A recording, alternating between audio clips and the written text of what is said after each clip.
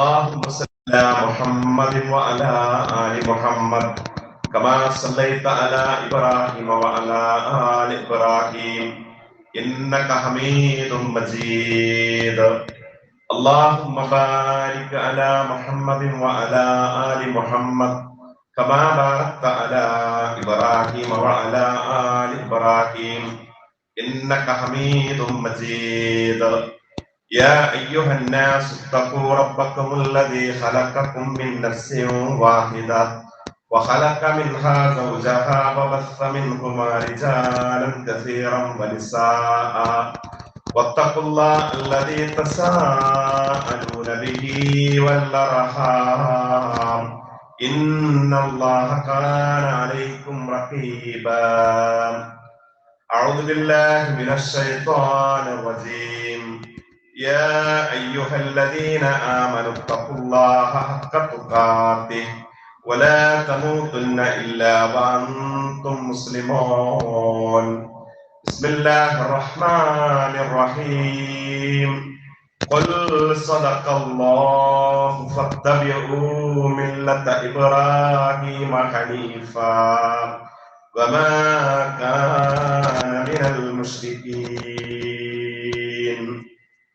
الله أكبر الله أكبر الله أكبر لا إله إلا الله الله أكبر الله أكبر ولله الحمد.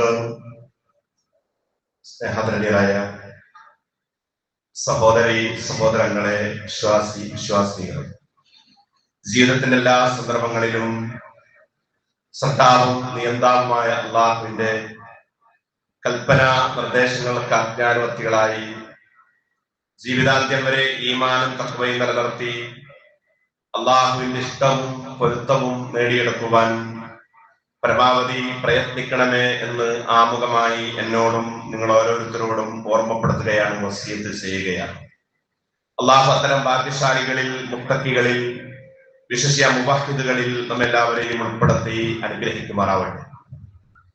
ഇബ്രാഹിമി സ്മരണകൾ അയവിറക്കി ത്യാഗത്തിന്റെയും സഹനത്തിന്റെയും മാനവ സമർപ്പണത്തിന്റെയും മഹാവിളംബരമായ ബലിപെരുന്നാൾ അഥവാ ഈദുൽ അദ്ഹ എന്ന് നമ്മളെല്ലാവരും ആഘോഷിക്കുകയാണ്. ത്യാഗത്തിന്റെ കനൽപദങ്ങൾ താണ്ടിക്കടന്ന് ഒരു പുരുഷായുസ് മുഴുവൻ ചരിത്രമാക്കി മാറ്റിയ ഇബ്രാഹിം അലൈഹിസ്സലാം കുടുംബത്തെ ഓർത്തുകൊണ്ട് ലോകത്തെ 200 രാഷ്ട്രങ്ങളിൽ നിന്നും 30-ലധികം ഭാഷകൾ സംസാരിക്കുന്ന 25 ലക്ഷത്തിലധികം ഹാജിമാർ ഇന്ന് ഹജ്ജിന്റെ സ്ഥലങ്ങളിൽ ഒരുമിച്ച് കൂടിയിരിക്കുകയാണ്.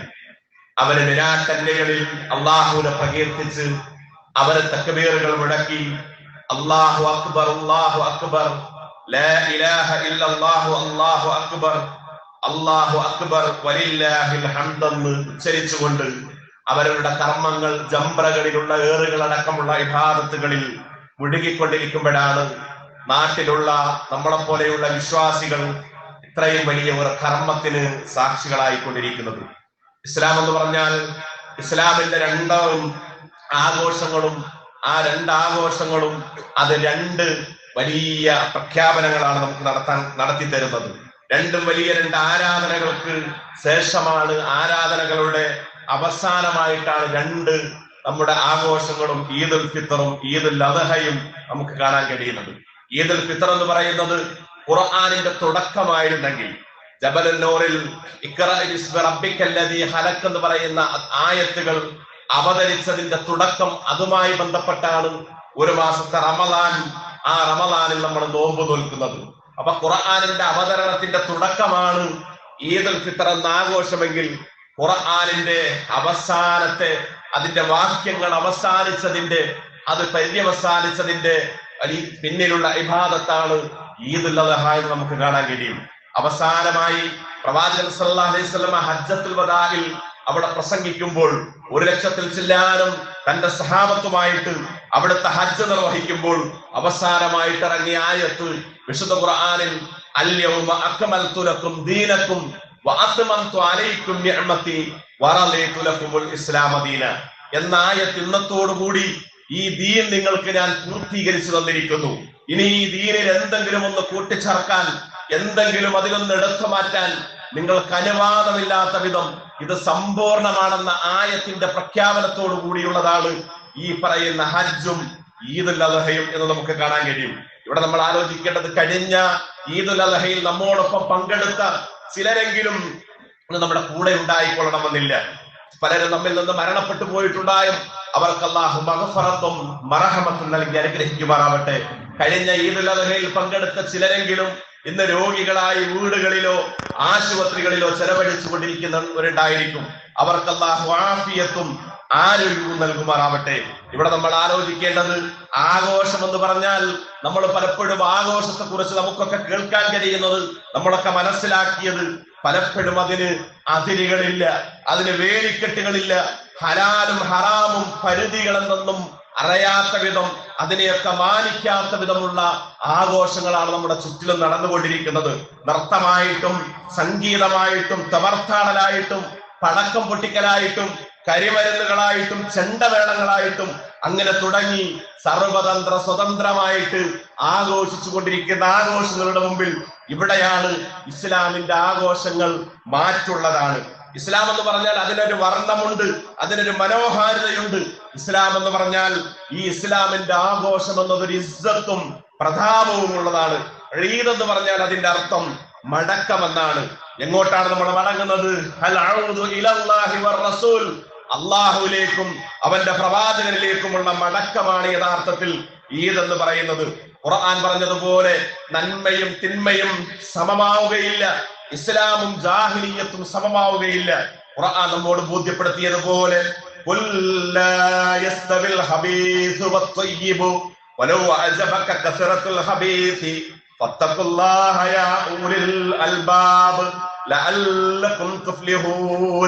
ഖുർആൻ നമുക്ക് പറഞ്ഞിരുന്നു, കുൽ പ്രവാചകനെ പറഞ്ഞു കൊടുക്കണം, ലാ യസ്തവിൽ ഹബീസ് വത്വയ്യിബ്, നല്ലതും ചീത്തയും സമമാവുകയില്ല. വലൗ അഅജബക കസറത്തുൽ ഹബീസ്, ചീത്തയുടെ ആദിത്യം, ആ ദുഷിച്ചതിന്റെ ആധിക്യം നിങ്ങളെ അത്ഭുതപ്പെടുത്തിയാലും ഒരിക്കലും അത് സത്യവുമായിട്ട് സമരസപ്പെടില്ലെന്ന് ഖുർആൻ നമ്മളെ ബോധ്യപ്പെടുത്തുന്നു. ഇവിടെ നമ്മെ സംബന്ധിച്ചിടത്തോളം ഒന്ന് രണ്ട് കാര്യങ്ങൾ മാത്രമാണ് 10 മിനിറ്റിനുള്ളിൽ നിങ്ങളുമായി പങ്കുവെക്കാൻ ആഗ്രഹിക്കുന്നത്. ഇവിടെ നമ്മൾ വലിയ ഒരു ഇബാദത്ത്, ഒരു വലിയ കർമ്മത്തോട് ചേർന്ന്, ഹജ്ജിനോട് ചേർന്നുള്ള ഒരു ഇബാദത്തിൽ നമ്മൾ മുഴുകിക്കൊണ്ടിരിക്കുമ്പോൾ ഈ ഇബാദത്തിന്റെ ഏറ്റവും വലിയ കേന്ദ്ര ബിന്ദു എന്ന് പറയുന്നത് 2 ആഘോഷങ്ങളും വിശ്വാസികൾക്ക്, മുസ്ലിങ്ങൾക്കും ഒന്ന് ഈദുൽ ഫിത്തറും രണ്ടാമത്തേത് ഈദുൽ അദ്ഹയുമാണ്. ഈ രണ്ടിന്റെയും കേന്ദ്ര ബിന്ദു, മർമ്മം എന്ന് പറയുന്നത് അത് തക്ബീറാണ്. പ്രിയപ്പെട്ടവരെ, നമ്മളിപ്പോ ഇന്ന് രാവിലെ ഈ പള്ളിയിൽ വന്ന് ധാരാളം സമയം, അരമണിക്കൂറിലധികം സമയം നമ്മൾ തക്ബീറിൽ മുഴുകിക്കൊണ്ടിരുന്നു. വിശ്വാസികളുടെ ജീവിതവുമായി ഈ തക്ബീറിന് വലിയ ബന്ധമുണ്ട്, വലിയ പാരസ്പര്യമുണ്ട്. നമ്മുടെ ദിവസം ഫർള് നമസ്കാരത്തിൽ 85 തവണ അല്ലാഹു അക്ബർ പ്രഖ്യാപിക്കുന്നു. എന്താണ് അല്ലാഹു അക്ബർ എന്ന് പറഞ്ഞാൽ?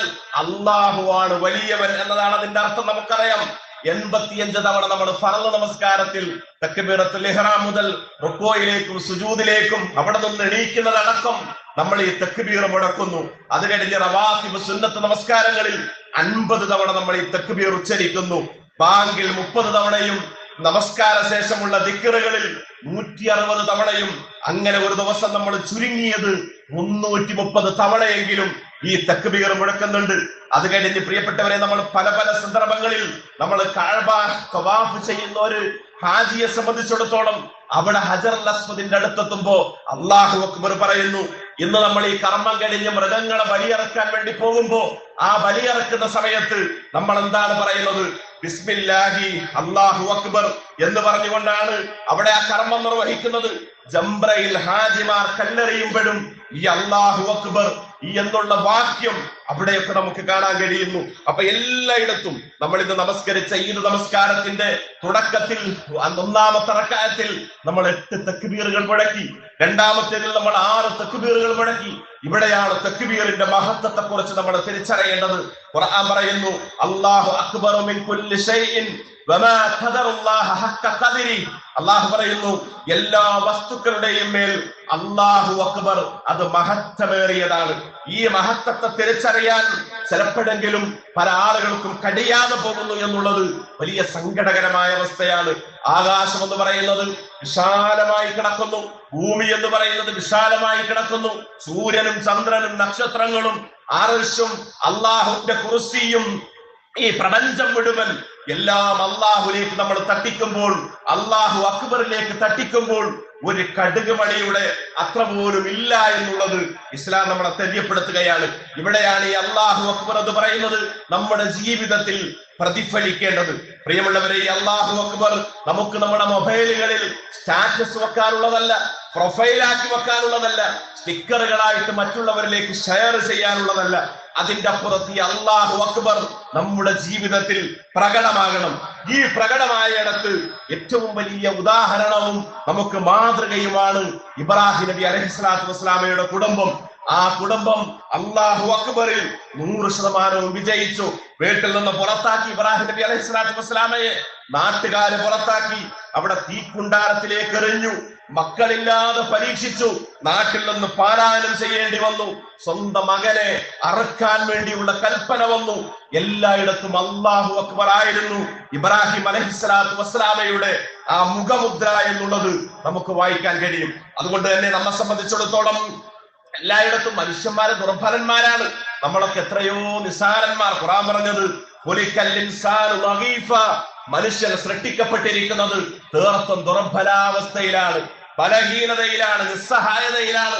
ഒരു 10 നില കെട്ടിടം നിർമ്മിക്കാൻ കഴിവും തന്റെ ഇടവും ഉള്ള മനുഷ്യൻ അദ്ദേഹത്തിന്റെ ബുദ്ധി ഉപയോഗിച്ച് ഒരു വലിയ എഞ്ചിനീയർ, ആ എഞ്ചിനീയറുടെ കരവിരുത് ഉപയോഗിച്ച് 15 നിലയും അതിന്റെ അപ്പുറവും ഒക്കെ കെട്ടിടങ്ങൾ നിർമ്മിക്കാൻ കഴിയുന്ന അദ്ദേഹം ആ 10 നിലയുടെ മുകളിൽ നിന്ന് ഒരു കല്ല് തലയിലേക്ക് വീണപ്പത്തേന് അദ്ദേഹത്തിന്റെ ജീവൻ അസ്തമിക്കുന്നു. ഇവിടെയാണ് അല്ലാഹു അക്ബറിന്റെ മഹത്വം. ഒരു ചെറിയ കടന്നൽ കുത്തുമ്പത്തേന് മനുഷ്യൻ മരിക്കുന്നു. ഇവിടെയാണ് അല്ലാഹു അക്ബറിന്റെ മഹത്വം. അതാണ് നമ്മൾ ഇന്ന് പ്രഖ്യാപിക്കുന്നത്. വലിതുകബ്ബിറുല്ലാഹ അലാ മാ ഹദാകും. നിങ്ങളുടെ ശ്രദ്ധാവ് നിങ്ങൾക്ക് നൽകിയ ഹിദായത്ത്, അതിന് പകരമായിട്ട് നിങ്ങൾ അവനെ പ്രകീർത്തിക്കണം. അല്ലാഹു അക്ബർ, അല്ലാഹു അക്ബർ, ലാ ഇലാഹ ഇല്ലല്ലാഹു, അല്ലാഹു അക്ബർ, അല്ലാഹു അക്ബർ, വലില്ലാഹിൽ ഹംദ്. അല്ലാഹുവാണ് വലിയവൻ, അവനാണ് ഏറ്റവും വലിയവൻ, അവനാണ് ആരാധ്യൻ, ആരാധനക്കർഹനവനാണ്. ലാ ഇലാഹ ഇല്ലല്ലാഹു, അല്ലാഹു അക്ബർ, അല്ലാഹു അക്ബർ, വലില്ലാഹിൽ ഹംദ്.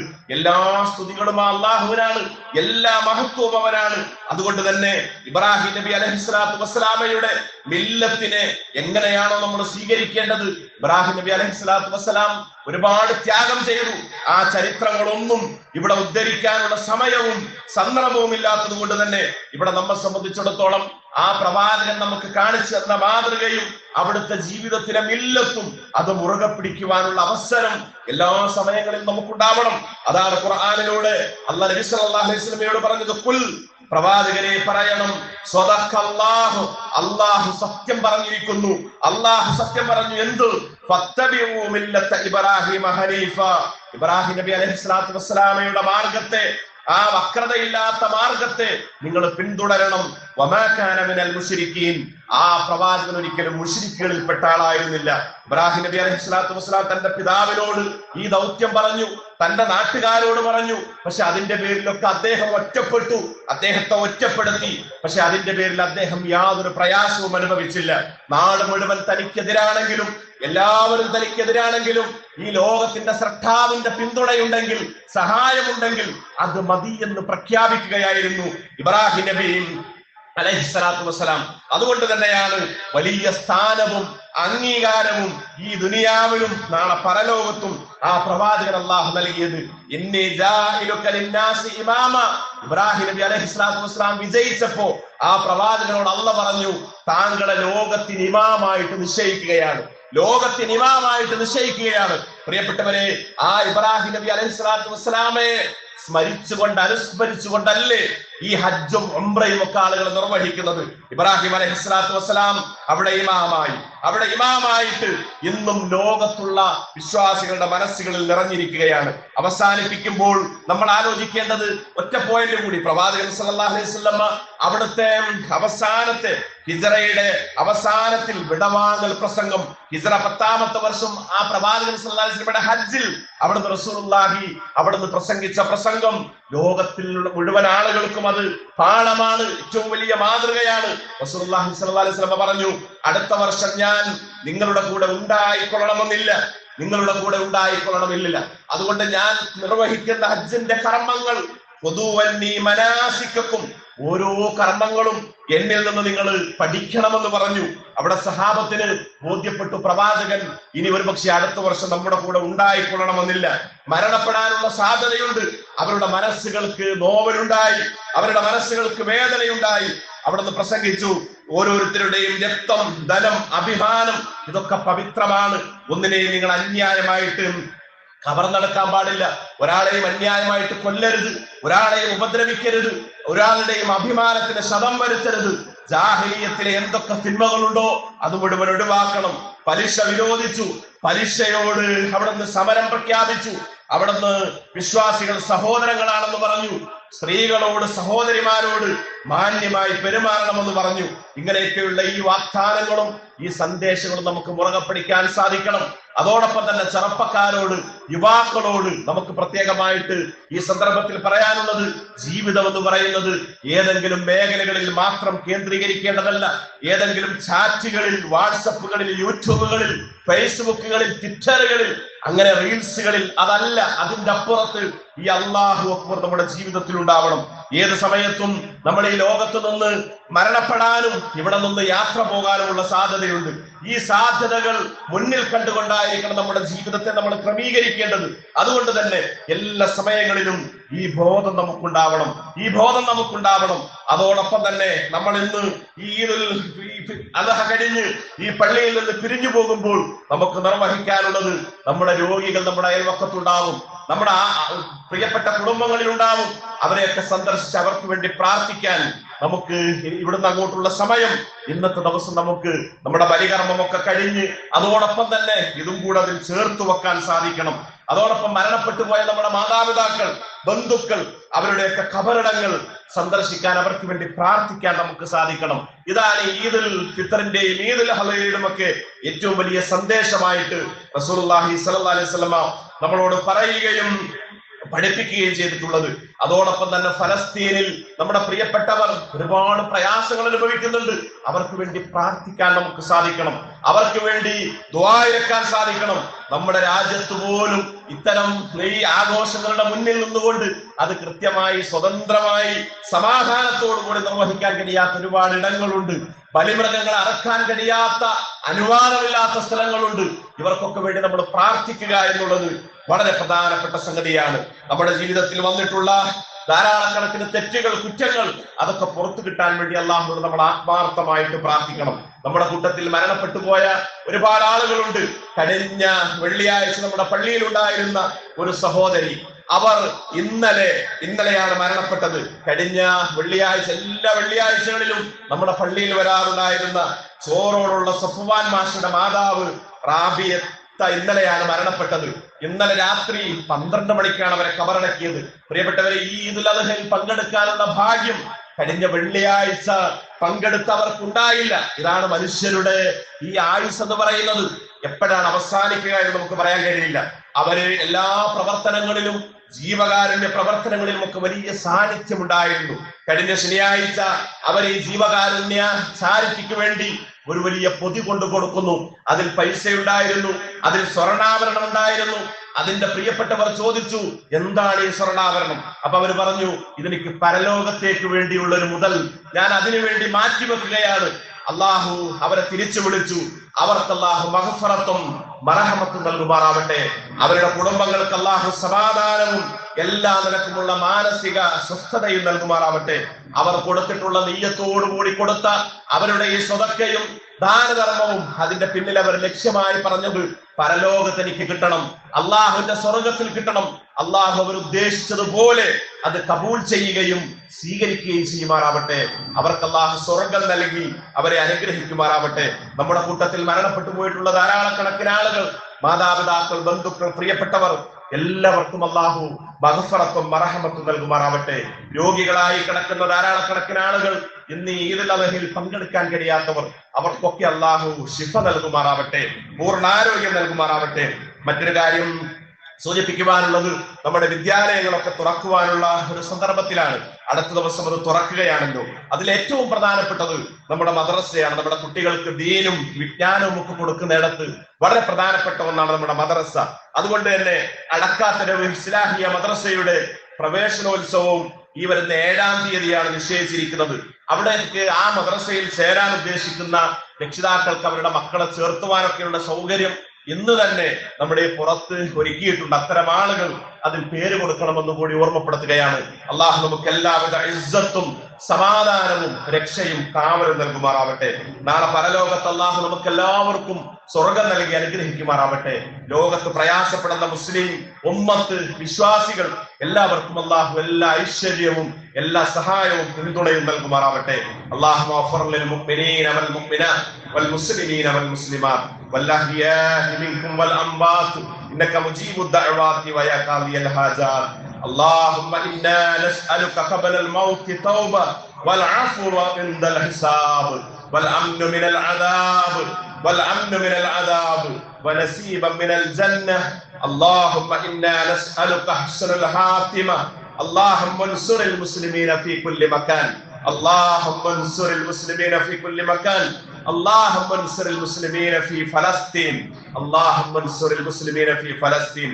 اللهم إنا نسألك لبلدنا هذا آمنا مطمئنا يا أرحم الراحمين. اللهم اغفر لنا ولإخواننا ولوالدينا ربنا تقبل منا إنك أنت السميع العليم.